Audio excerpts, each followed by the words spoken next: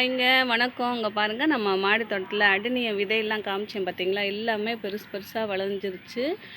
அதாவது பெருசாக விளைஞ்சிருச்சுன்னு சொல்ல முடியாது, வளர்ந்துருச்சு. இங்கே பாருங்கள் எத்தனை விதைகள் இருக்குதுன்னு சொல்லிட்டு. இப்போ பாருங்கள், நம்ம அறுவடைக்கு தயாராகிடுச்சு. இது பாருங்கள், பஞ்சு வெளியில் தெரியுது பார்த்தீங்களா? இதைத்தான் நான் சொல்கிறது. இப்படி நூல் கட்டி வைக்கலானாக்கும் வெளியே பறந்துடும். இப்படியே கூட நம்ம எடுத்தோம்னா நமக்கு விதை இருக்கும் பாருங்கள். நெல் மாதிரி இருக்கும். நான் ஏற்கனவே காமிச்சிருக்கேன் வீடியோவில். வேஸ்ட் ஆகிடும், அதனால் அதை ஒன்றும் செய்ய வேணாம். அப்படியே இதை நம்ம இப்படி பிச்சு எடுத்துக்கலாம். நம்ம இப்படி இது பண்ணாலே வந்துடும். இல்லாட்டி சிசர் வச்சு கட் பண்ணி எப்படினாலும் எடுத்துக்கலாம். வந்துருச்சு பார்த்தீங்களா? இது செடியோடு சேர்த்து கட்டி வச்சுருக்கறனால கையில் வேகமாக வர மாட்டேங்குது.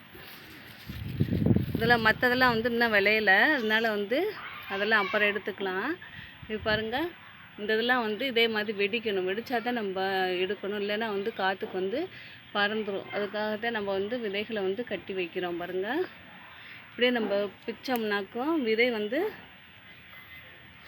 காற்றுக்கு பறந்துடும். செடி காயப்பட்டுச்சுனாக்கும் இந்த செடி கொஞ்சம் சென்சிட்டிவாக நம்ம வளர்க்கணும், இல்லைனாக்கும் நமக்கு வேஸ்ட் ஆயிரும். இவ்வளோ பெரிய செடி எவ்வளோ வருஷம் வளர்த்துருக்கேன் தெரியுமா? 7 வருஷம் பொறுமையாக வளர்த்துட்டே இருக்கேன். அதனால் செடியை பத்திரமா நம்ம அறுவடை பண்ணணும். இன்னும் அந்த விதையை நான் கைக்கு வரல, செடியிலே விட்டுருக்கேன். அப்புறம் நான் எடுத்துருவேன் வீடியோ எடுக்கிறதுனால.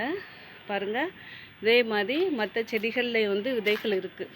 விதைகள் பெருசாக வளர்ந்துருச்சு பாருங்கள், பார்க்கவே அழகாக இருக்குது. வெயில் காலத்தில் தான் விதைகள் நல்லா வளரும். சீக்கிரமாக கிடைக்கும் நமக்கு விதைகள்லாம். மழை பெஞ்சிட்டு இருந்தால் செடியை பராமரிக்கிறது பெரிய வேலையாக இருக்கும். இங்கே பாருங்கள், எல்லா தொட்டியில் இருக்க செடியிலேருந்து நமக்கு விதைகள் வர ஆரம்பிச்சிருச்சு.